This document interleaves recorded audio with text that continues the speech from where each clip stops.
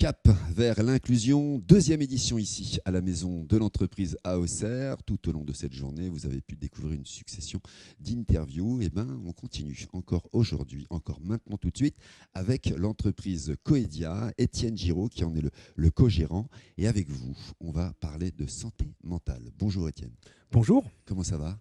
Écoutez, ça va plutôt pas mal. On est sur la fin de la journée, donc un peu fatigué, mais tout va bien. Oui, parce que vous avez enchaîné enchaîné là, à l'instant un atelier, c'est ça ? Exactement. Ce matin, J'ai enchaîné 3 ateliers depuis ce matin. Donc c'est toujours un plaisir d'animer, de pouvoir partager ce qui m'anime. Hein. C'est le terme animation, c'est le cas de le dire. Et de pouvoir être là avec des retours très très positifs. Donc tout va bien jusqu'à maintenant. Alors Coedia, est-ce que vous pouvez nous présenter l'entreprise ? Alors oui, tout à fait. Coedia, c'est une entreprise qu'on a créée il y a maintenant quasiment 3 ans avec mon associé qui s'appelle Denis, qui n'est pas là. Qui est Denis Tendu, voilà. On l'a créé sur un constat simple. On travaillait tous les deux dans le médico-social à l'époque. On travaillait à l'accompagnement de personnes porteuses de troubles psychiques vers et dans l'emploi. Et c'est là où on s'est rendu compte, en allant au contact des employeurs, que systématiquement, quand on parlait de troubles psychiques, on nous regardait avec des grands yeux. Alors, au mieux, les personnes ne savaient pas ce que c'était en disant oui, pourquoi pas. Ou au pire, on voyait que ça véhiculait tout plein de préjugés. Et quand on donnait quelques éléments d'information, les retours étaient quasi systématiquement les mêmes, de nous dire mais vous êtes sûr que c'est du handicap parce que moi j'ai plein de personnes qui sont comme ça, est-ce que vous pouvez faire quelque chose pour moi ? Et là on parle de santé mentale. Et on parle de santé mentale. Et donc la réponse était toujours la même, s'il n'y a pas de reconnaissance travailleur handicapé, non. Et c'est là où on a vu qu'il y avait quand même beaucoup de personnes qui étaient concernées par des problématiques de santé mentale, de plus en plus, c'était le post-Covid, oui. Et que finalement les employeurs étaient très démunis par rapport à ça, que les aides n'existaient pas parce qu'il n'y a pas cette fameuse reconnaissance travailleur handicapé. Et donc on s'est dit, c'est là qu'on va peut-être on a créé des premiers ateliers de sensibilisation sur la base du jeu, j'en reparlerai, des premières actions de formation.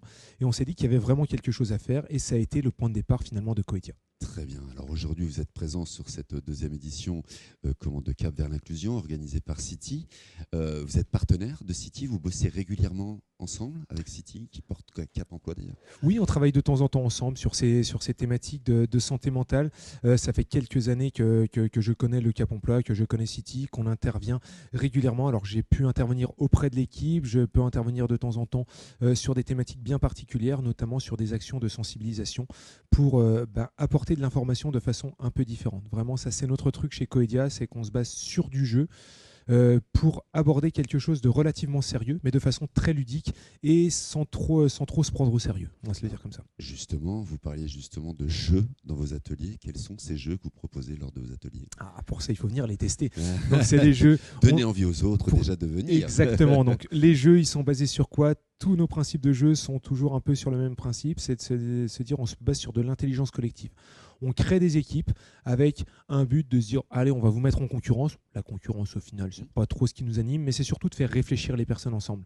Et on pose des questions, on les met sur des petits ateliers, on essaie vraiment de modéliser des choses pour faire réfléchir, faire interagir les personnes pour à la fois réfléchir à des situations, se dire tiens, qu'est-ce que t'en penses toi, et que le fruit de la réflexion, ça amène vraiment du débat, de la discussion. Sur des situations personnelles ? Alors non, sur des situations, on leur dit... On se projette un peu sur... C'est ça. Soit on part sur des pourcentages, on leur demande de réfléchir. Tiens, selon vous, quel pourcentage de la population française sera concernée par un trouble psychique ? On fait réfléchir, ils se positionnent, ensuite on apporte des éléments d'information, soit sur des situations qu'on peut rencontrer en entreprise. Vous êtes manager, qu'est-ce qui se passe là-dessus ? Soit sur des circuits qu'on détourne pour faire imager les parcours d'accompagnement d'un collègue qui serait concerné par un trouble psychique, par une problématique de santé mentale. On essaie vraiment de ce qu'on appelle gamifier autant que possible des situations concrètes pour que ce soit le plus impactant possible plutôt qu'un PowerPoint et qu'une information descendante. Et puis il y a une vraie interaction. Alors, ça reste... C'est quasiment que ça. Moi, je me présente plus comme un animateur qu'un formateur. C'est-à-dire que j'anime des concepts et j'anime de la réflexion collective. Alors, c'est des choses que vous préparez, ce sont vos ateliers, enfin quand je dis vos ateliers, c'est votre process, voilà, c'est ça que je veux dire, que vous préparez, que vous créez vous-même, ou vous appuyez sur les choses existantes. Non, on crée tout nous-mêmes, vraiment on crée tout nous-mêmes, on est plutôt créatif avec Denis, et donc on crée vraiment en fonction de ce qu'on ressent, on teste les choses, on teste nos modalités d'animation, et une bonne animation, un bon atelier, c'est à la fois... la qualité du jeu et à la fois la qualité de l'animation. Vraiment, c'est pour ça que souvent on nous demande est-ce que vous pourriez nous envoyer, est-ce qu'on peut les faire nous-mêmes ? Non, les ateliers, c'est vraiment l'animation, c'est comment est-ce que j'arrive à faire interagir les gens ensemble. Et ça, c'est pas si facile que ça à faire finalement.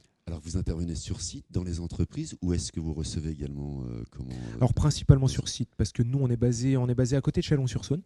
On a des locaux qui sont très sympathiques, mais on préfère aller au-devant directement de l'employeur. Je dis l'employeur plutôt qu'entreprise, parce que nous on travaille à la fois avec des entreprises publiques, à la fois privées, à la fois des employeurs publics, à la fois des associations. Donc vraiment les l'ensemble. collectivités aussi Les collectivités, bien sûr, dans les employeurs publics, collectivités territoriales. Oui. Où est-ce qu'on retrouve Coedia? Vous avez un site internet, des réseaux sociaux? Ouais, vous pouvez me retrouver sur coedia.fr, donc COEDIA, et ou sinon pouvoir me suivre moi directement sur LinkedIn. Donc mon nom doit s'afficher en bas.